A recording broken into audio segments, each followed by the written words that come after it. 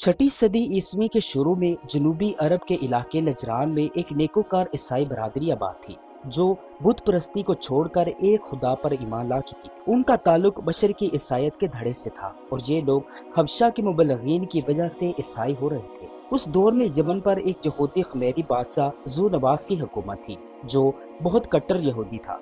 जब बादशाह को एहसास हुआ कि नजरान के ईसाइयों की बढ़ती हुई कुव्वत और उनके ईसाई सल्तनतों से बढ़ते हुए राब्ते उसके लिए सियासी खतरा बन सकते हैं, तो उसने ईसाइयों के खिलाफ एक खूनी कैंपेन शुरू की।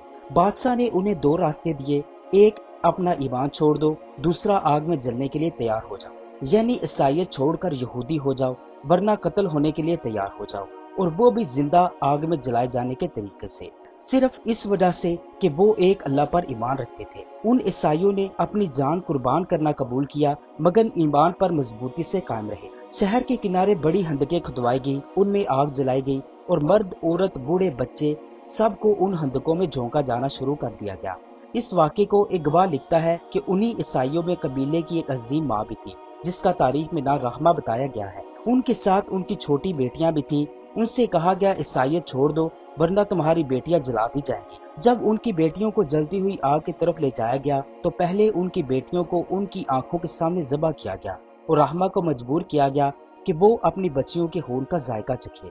उनके मुंह में उन्हीं की बेटियों के खून के कतरे टपकाए गए, लेकिन इस वहशतनाक लम्हे में भी रहमा के कदम डगमगाए नहीं, वो ईमान की चट्टान बनी रही।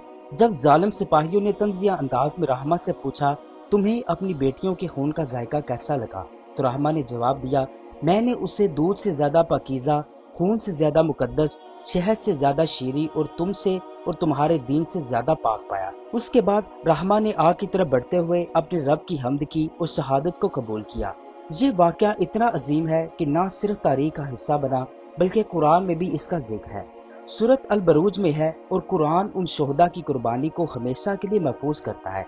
मारे गए गड़े वाले, आग वाले गड़े वाले, जब वो उन पर बैठे हुए थे और वो जो कुछ मोमिनों के साथ कर रहे थे उसे देख रहे थे और उनको सिर्फ इस बात की सजा दी जा रही थी कि वो अल्लाह पर ईमान लाए थे, जो जबरदस्त और काबिल तारीफ है। ये सिर्फ जुल्म की दास्तान नहीं बल्कि ईमान, सब्र और शहादत की वो गवाही है जो कुरान ने महफूज कर ली।